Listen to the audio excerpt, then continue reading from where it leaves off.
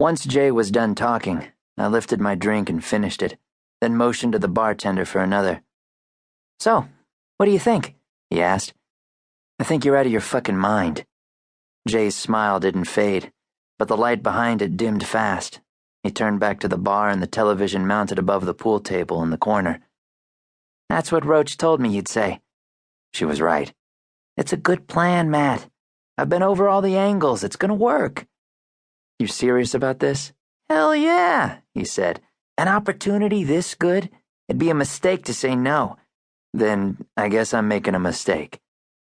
Jay stared at me. "So that's it? You turn your back on me just like that?" Before I could answer, the bartender came by with my drink. I paid him from a shrinking stack of bills in front of me, and he counted them on his way back to the register. I watched him ring up the sale, but when he slid the money into the cash drawer, I had to look away. Easy come. Jay was staring at the TV. His lips were moving, and I knew he was still arguing with me in his head. I'd been friends with him long enough to know he wasn't going to let this go until he felt he'd had his say. Maybe not even then. I decided to get it over with. "Why come to me?" Jay ignored the question and pointed to the TV.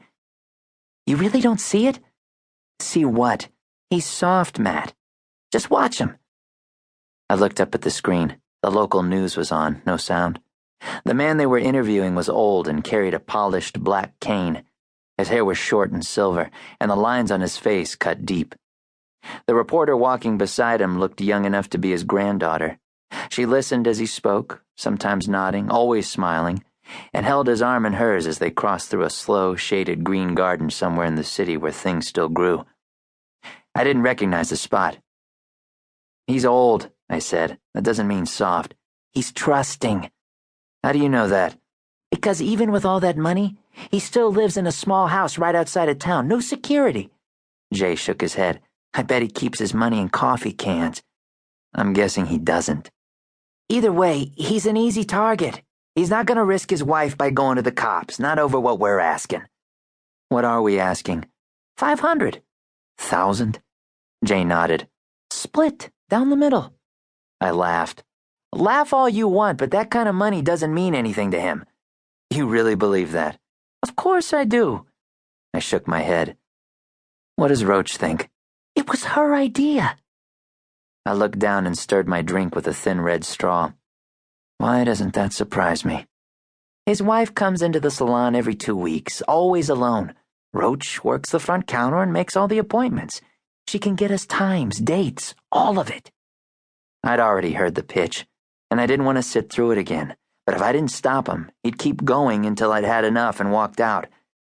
That was just the way Jay was. He never could take no for an answer. "You know what it sounds like to me?" I asked. "What's that?" "It sounds like you want to go back to prison." "Over this?" Jay smiled, leaned in close.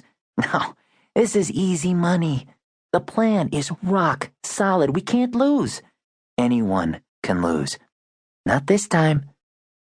I spun the ice around the bottom of my glass, then took a drink and motioned to the TV. "What did he do?" "No idea," Jay said. "A new wing down at the gardens, or maybe a school for homeless orphans." He shrugged. "It doesn't matter. The local news eats all that charity shit up." "I meant his money.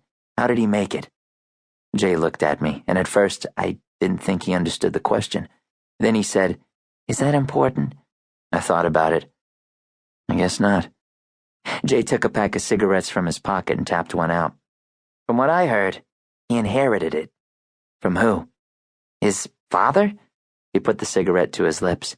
"His grandfather? Some dead relative made a fortune drilling oil in South America. I don't know the specifics." "Oil drilling?" Jay lit the cigarette with a black Zippo. "Could be bullshit, but it's what I've heard." I leaned against the bar and studied the old man on the screen. He didn't look rich. In fact, nothing about him screamed money. His clothes were plain, wrinkled from the day, and his sleeves were pushed up past his wrists, showing faded green tattoos underneath. "You sure this is the right guy?" "Doesn't look like much, does he?" "No," I said. "He doesn't." "That's because he doesn't give a shit about his money."